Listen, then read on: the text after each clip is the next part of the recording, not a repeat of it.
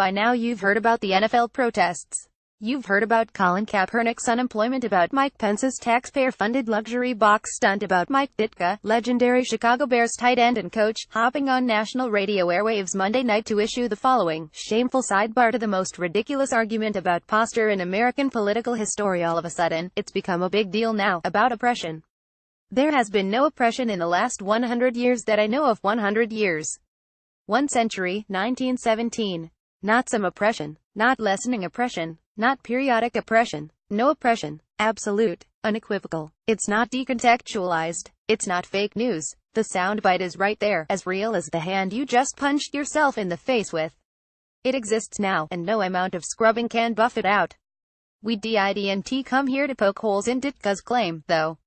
Segregated schools, segregated lunch counters, segregated drinking fountains, fire hoses, attack dogs, lynchings, church burnings, and the assassination of Martin Luther King Jr. do the job well enough on their own, and that's without the last year's 47 years of racially charged police brutality, birth certificate witch hunts, White House-endorsed white supremacist rallies, and a Sunday in, Sunday out hurling of filthy ethnic slurs at the walls of every single sports theater in America, Soldier Field absolutely, definitely included.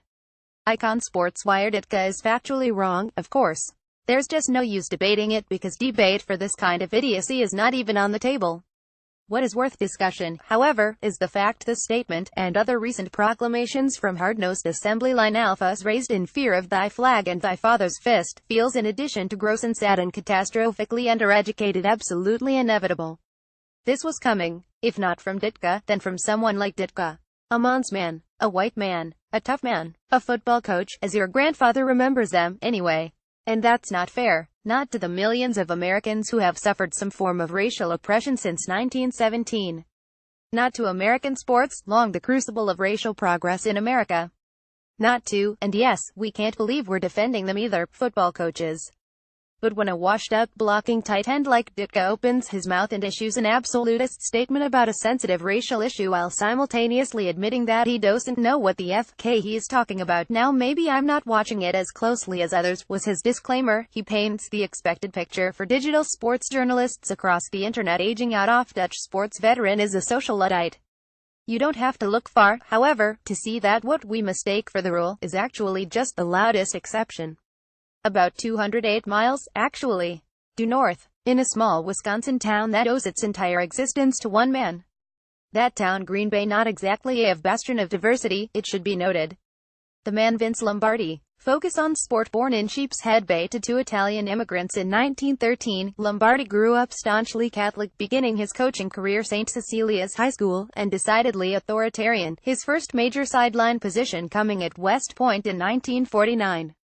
Born in Sheepshead Bay to 2 Italian immigrants in 1913, Lombardi also grew up knowing the sting of a racial epitaph and the feeling that America was for someone else.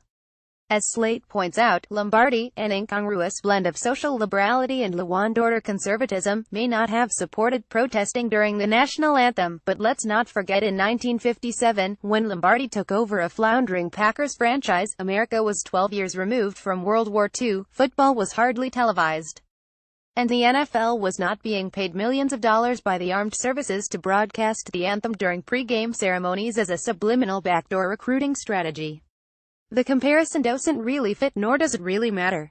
What really matters is that despite his fire and brimstone ethos, and general disdain for 1960s counterculture read pre-internet millennials, noted hard-ass Caucasian football coach Vince Lombardi, aged 54 at the time of his last championship win at the helm of the Packers, recognized racial inequality in America and did everything he could to eradicate it within his locker room and the NFL as whole.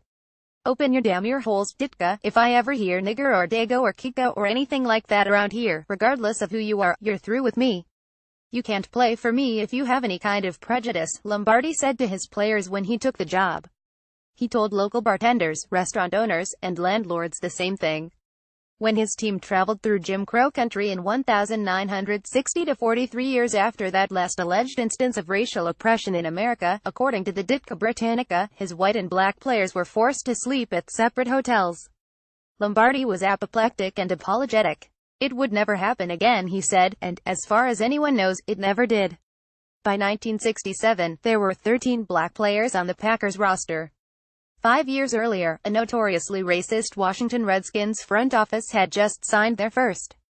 James Flores Lombardi stared at America's yawning racial divide in the mouth because Lombardi didn't believe in shortcuts. Nor did Leo DeRocher or Red Auerbach. Ditka didn't because it's convenient not to, or because time has dulled the memories, or because some misappropriated bootstrap mentality is doing the talking. In the process, he, and fellow reanimated bobbleheads like Lou Holtz and Donald Sterling, continue to skew modern society's perception of history, humanity, and sports every time they unhinge their jaws, the crust of their own devoured egos congealing at the corners. Just because you're old, white, believe water is for pussies, and coached a glorified gladiator sport, doesn't mean you have to be an idiot. Just because you have empathy, doesn't mean you can't be a tough motherfucker. Just ask the man whose name is on the freaking football trophy. Something tells us he'd do a hell of a lot more than tell you. Watch more videos from The Loop.